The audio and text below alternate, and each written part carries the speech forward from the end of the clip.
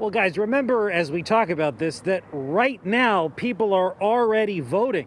I mean, what if the president for some reason couldn't remain on the ballot?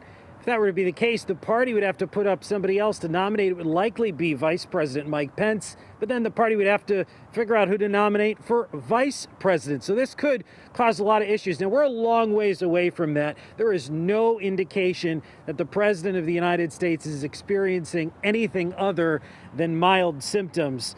But his age and his weight do indicate that he's in a higher risk category, as we mentioned earlier. Now, speaking on the absentee ballot bill from Hartford City Hall today, Governor Ned Lamont called the news of POTUS and FLOTUS testing positive a, quote, wake-up call. He told Fox 61 that he's been getting tested for COVID every 2 or 3 weeks, but he now says that the governor says he wants his staff to get tested on a schedule.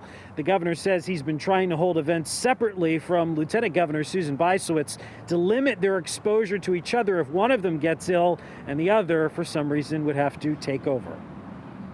October, November are going to be incredibly important months. If we can maintain the mask, maintain the caution, maintain the distancing, I think we'll be able to do this safely.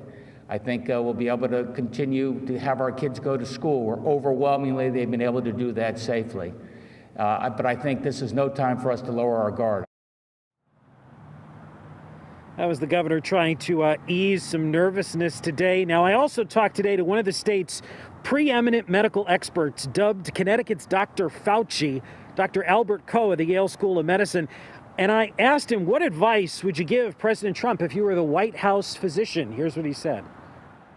Within 7, 10 days, 14 days, people can have actually a prolonged course, and then they can actually worsen into their second week of illness. So we're going to want to watch him very carefully. And of course, he's going to need, bed rest. Yeah, and speaking of